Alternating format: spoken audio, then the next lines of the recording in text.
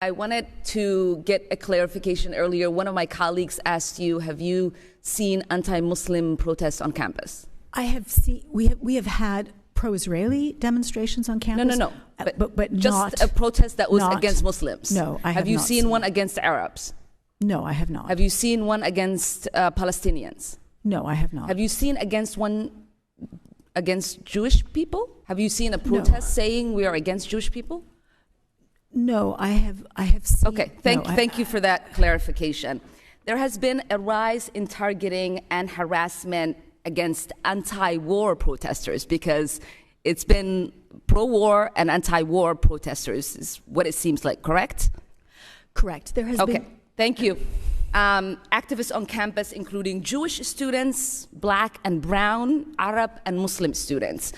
How many of the organizations that were canceled in Colombia involved Jewish students?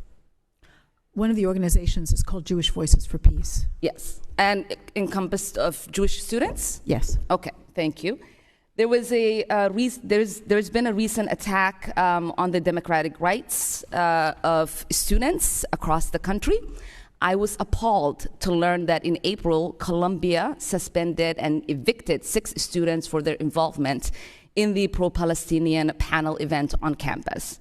It happened that all 6 students were arbitrarily targeted after the university brought in a team of private and former police investigators.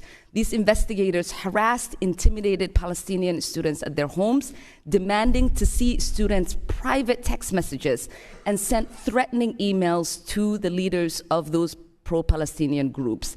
I would like to ask you to speak a little bit more to this situation and ask you if you guys have utilized private former police investigators before, or is this the first time? So this was a very serious case. We had students who, on an online If you could call, shorten your answer, that would be really appreciated. of course, who invited people who were inciting violence, and that is unacceptable.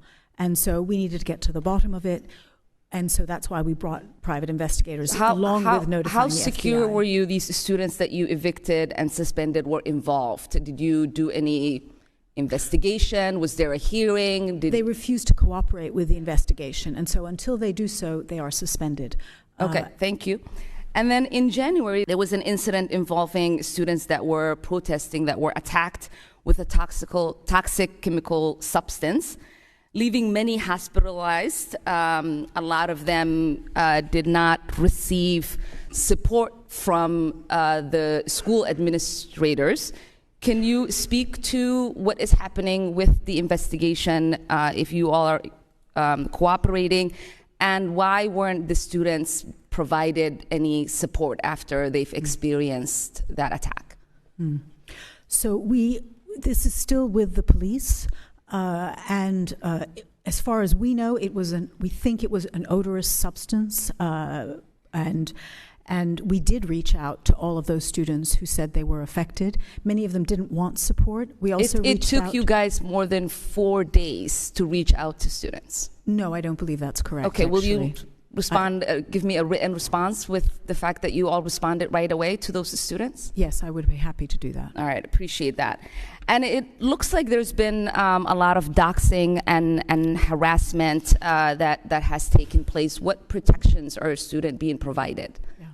We created a doxing resources group to support students. There were many students who were affected by this. Muslim students, Jewish students, and completely, other students.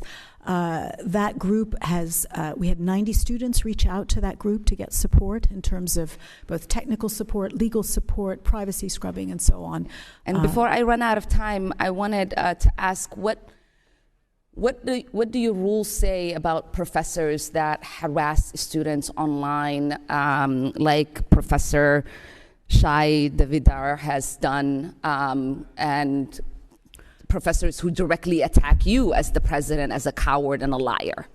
So, as president, I'm used to being attacked, but attacking our students is unacceptable, and in that case, we've had more than 50 complaints about that professor, and he is currently under investigation for harassment and I would love a discrimination. follow-up on that as well.